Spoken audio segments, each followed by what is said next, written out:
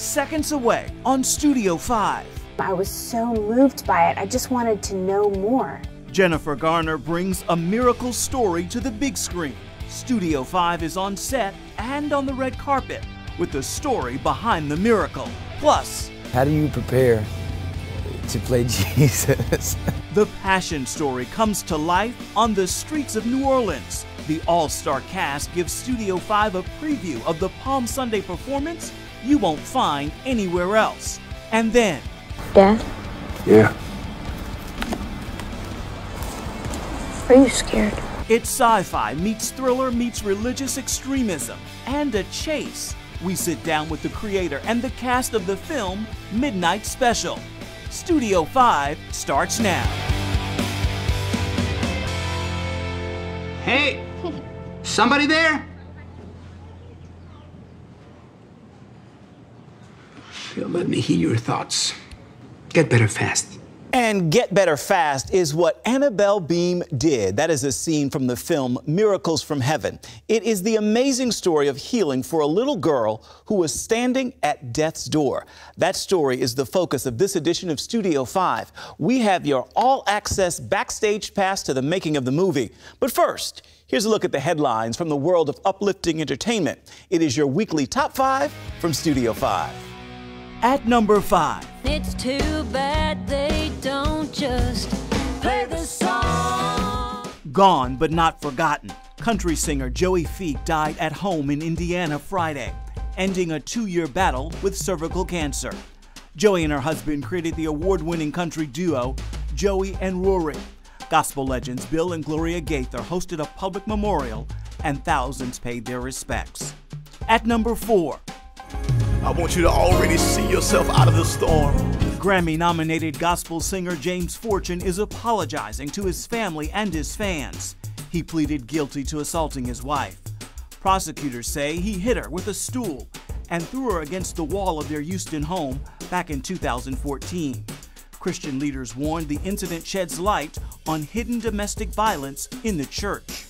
At number 3, the Duggars are back on television. Jill and Jessa Counting On debuts this week on TLC, and the family is talking about next steps. The devil took his best shot, and he tried to take our whole family down. But God has really used this. We've forgiven, and we're moving on.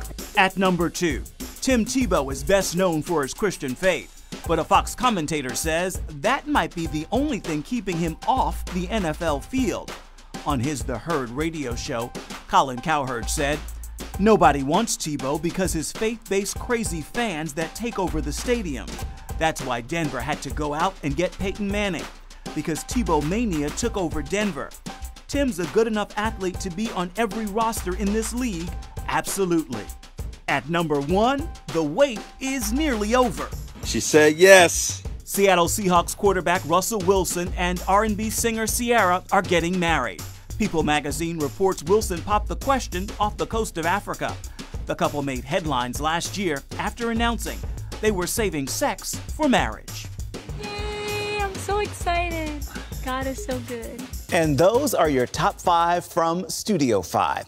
Christy Beam wrote the book that inspired the film Miracles from Heaven. It is her family's personal journey from misery to miracle.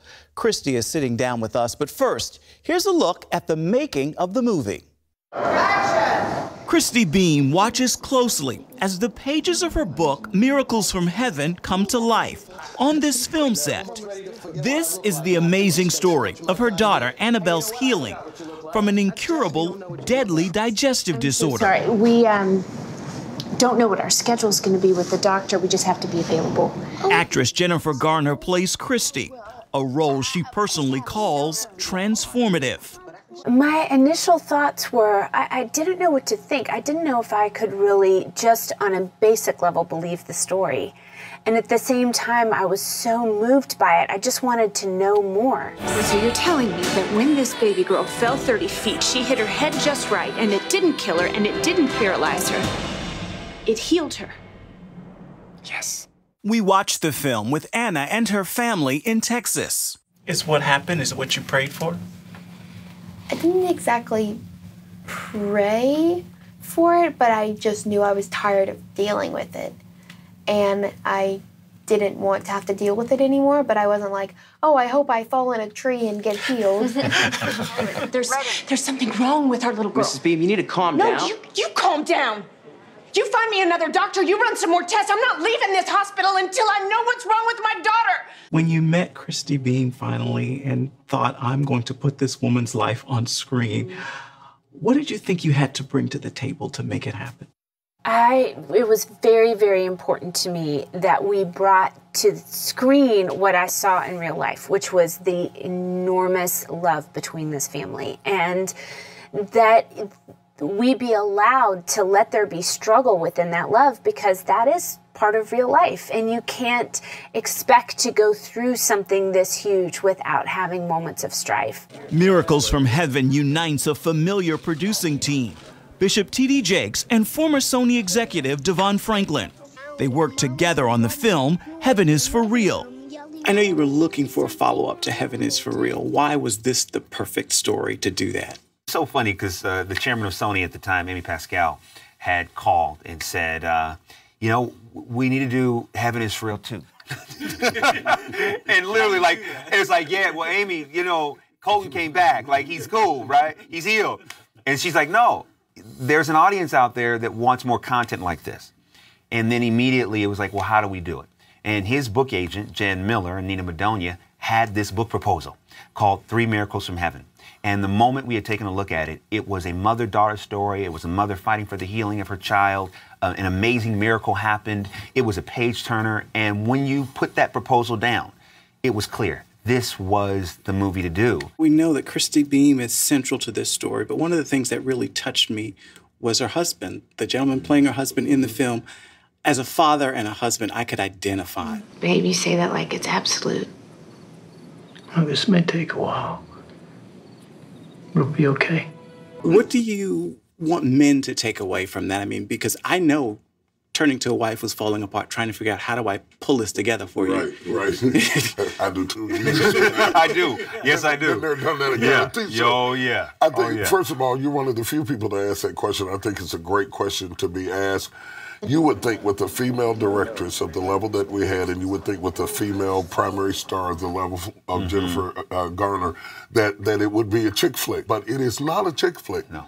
It does not emasculate men in any way, nor does it trivialize the masculine role. He's still strong. He's still relevant. He's still powerful. And I think men will enjoy this film because it is not just merely the dumbing down of the masculine role in the home. This is a story of hope. From the heart to the heart. I want people to come away feeling hopeful, and I want people to come away and feel like they are surrounded by miracles and they are surrounded by love, and sometimes you may have to dig them out. It's worth digging them out. It's worth taking the time to look around you and really find the joy that already exists in your life. And speaking of finding joy in the everyday, Jennifer Garner has shared she grew up going to church at home in West Virginia.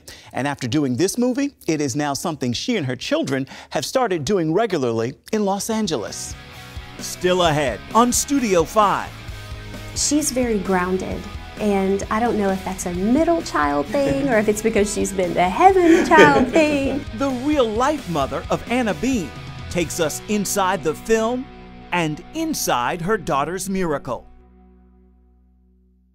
I think the message of faith that's in this film, I think the perseverance that this family has to keep is really important. People have to see that you have to keep the faith. That's Queen Latifah, who stars alongside Jennifer Garner in Miracles from Heaven. Garner plays Christy Beam in the film, the mother of a young girl in desperate need of a miracle. We sit down with the real-life Christy Beam for today's Studio 5 interview.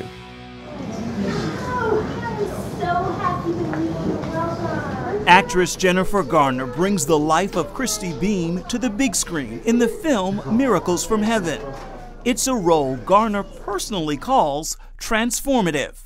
I love talking to people who can see their lives portrayed on the big screen, especially when they have such great actors and actresses playing them. Did Jennifer Garner nail you? Oh, she did an amazing job. She nailed it. And, you know, her heart was so in it from the very beginning. From the moment we met, we just bonded. Maybe as mothers, we just connected. And it just warmed my heart because she had my book and she was poring over the pages. She'd highlighted things. She had questions for me about things. So she completely engulfed herself in it. Beam shared her family's story in the book, also titled Miracles from Heaven. Her daughter, Anna, suffered through years of pain, hospital visits, surgeries, and invasive testing. She was sent home to die when she fell 30 feet head first into a hollow cottonwood tree on the family farm. She was trapped, unresponsive for hours, but woke up and walked away healed, with a story of meeting Jesus in heaven. Let's go back to that time when your daughter was sick. Were you praying for a miracle? What were you praying for? I wish I could say that I was praying for a miracle, but I wasn't. You know, sometimes my prayers were just like, let Annabelle eat this plate of food through today. Let today be the day she eats a whole plate of food. Let today be today she drinks this whole glass of water. Let today be the day her pain is at an 8, not a 10. So I didn't pray for a miracle. I prayed for maybe simple things, not putting God where he should be, able to answer those big prayers. Did you ever stop as a family or you as an individual and say, God, why? Why her? Why are we going? Oh my word, I asked, why Anna? Why me? Why us? Why are you watching this, God? I remember crying out to him and saying, are you seeing what I'm seeing? Do you feel what I'm feeling? How can you let this happen? So many times I asked that question. There was a time that you write about where your daughter essentially is ready to give up. She says, I just want to go to heaven. Take me back to that time. Recall some of that conversation. You know, I've learned so much about God and who God is. At that time, I just would cry out to God more than anything. God, please don't answer her prayer. Please don't take her. You can't have her. Please, God, please be with her. Please love her. It was more of me crying out to him, I guess is just the best way to describe it, than intimately talking to him and having a relationship with him about it. But my prayers were just for protection and for safety and that please don't take her. I read you said that it was hard to accept and believe that God could love your child more than you. What makes you say that? Because it just hit me one day, and I still get so overwhelmed that as much as I love Annabelle, as full of love as my heart is for her, he loves her more than I do. So when I yearn and struggle and watch her suffer, how much more does he hurt to watch that baby suffer? And when that clicked in my brain, it was like, he's not watching this, he's getting this, he's feeling this, he's living this. And I feel like at that moment, I began to see that God was as much a part of what was happening as opposed to just this big God sitting over watching what was happening. He was intimately involved in it. And that is the Beam family's miracle story, but God is performing miracles all around us. We just need to wake up and pay attention. Still ahead on Studio 5, we're hitting the iconic streets of New Orleans, where the stage is being set for Jesus' coming. This is probably the biggest role anyone could ever kind of like play, you know? We're talking about Jesus Christ here. Palm Sunday brings a live Passion performance to the Big Easy. We've been taking a look at miracles in today's Studio 5, and it's Easter season. Believers celebrating the miracle of Jesus' death, burial, and resurrection, the Passion story.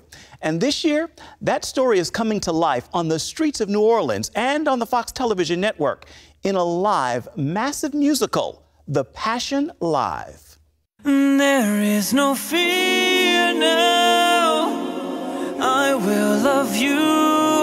The final hours of Christ's journey on earth are coming to life, with actor and award-winning singer Giancarlo Scanella taking on the lead role. How do you prepare to play Jesus. It's a musical take on the 2,000-year-old story, set in the streets of present-day New Orleans. I just feel that it's gonna appeal to an even bigger audience that needs to hear that story about love. Country superstar Trisha Yearwood plays the mother of Jesus, and New Orleans native son Tyler Perry narrates the 2-hour Fox television special, which includes performances from gospel artist Yolanda Adams and American Idol alum Chris Daughtry. I am playing Judas, the bad guy, the ultimate villain. But I think it's a character that I think there's a bit of Judas that we can all relate to. There are multiple moving parts throughout the Crescent City,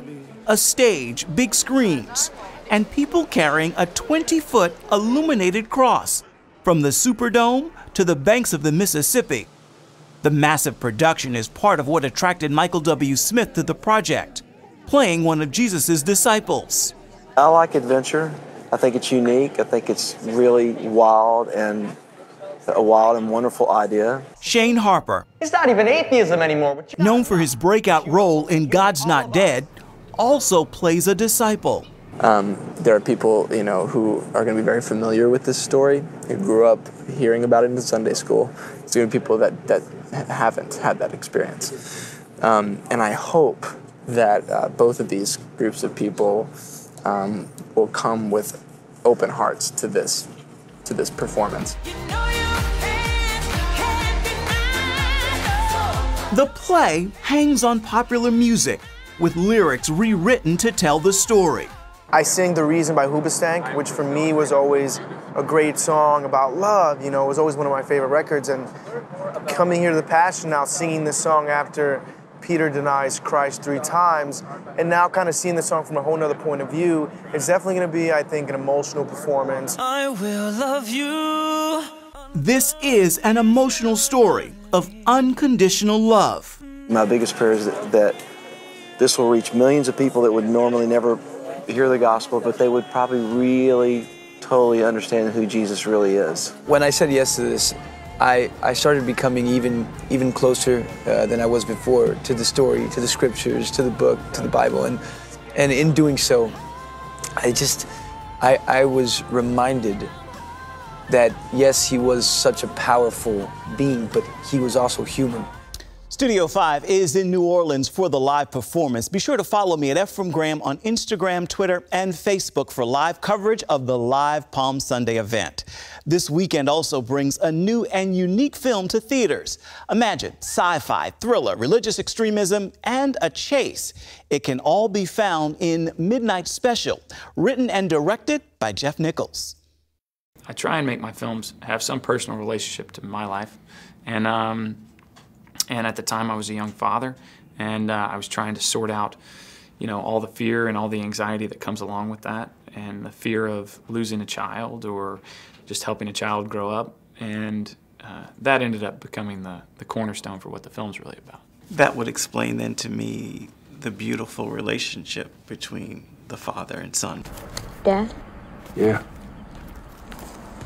Are you scared?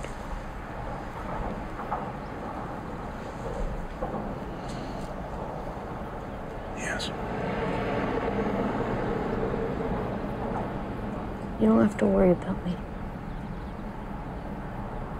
I like worrying about you. You don't have to anymore.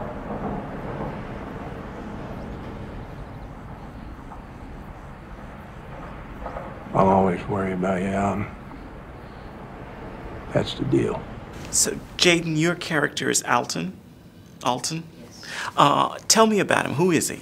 Alton's this boy with special powers, but that doesn't really define who he is. He's just a normal boy, and he's gone through a lot. Why are you wearing those goggles, huh? Stop! Stop! He's with me. He's my son. Yeah, well, you ought to watch your kid. His love for his son kind of tells him how to live and what to do. How important is the theme of faith, you think, in this film? Oh, I think it's definitely a huge part of the story. You know, faith, belief. I mean, that's what motivates us to live. You know, is our faith or our belief in something. Midnight Special hits theaters March 18th. It is science fiction and rated PG-13, not a film for young children. Up next, here on Studio 5. There's another side of midnight I'm ready to cherish.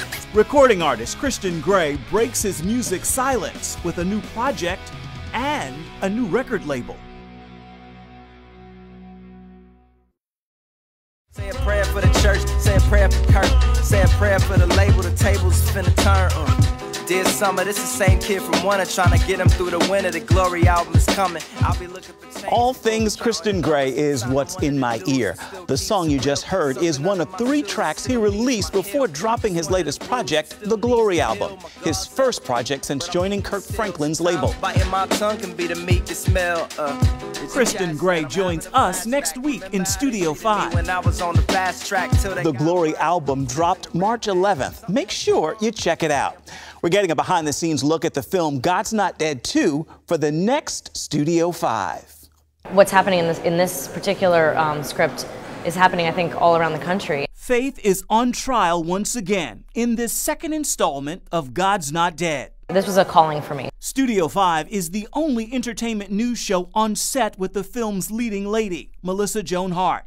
And you'll see why the actress says this is a role she was called to fill. Today, I'm giving the final word to the queen of clean, comedian Shonda Pierce. She's proof a merry heart is indeed medicine. You have to go back to work. And I know that sounds like a harsh thing in the middle of your grief, but there's probably every widow out there listening to me knows exactly going, wow, I wished I could have hid away for a few more weeks. But I will tell you this, God's so good. Sometimes we think he's not working in our lives in the middle of our grief, but sometimes the very fact that we have to go back to work to pay the light bill is a gift from the Lord to make us not hide away and give into our grief. And so therefore you do learn to be grateful. Imagine that. Even a stack of bills can be a gift from God. That is the final word for today's Studio 5. Until next time, reach out and touch me at Ephraim Graham on Instagram, Facebook, and Twitter. Then come on back and see where Studio 5 takes you next week.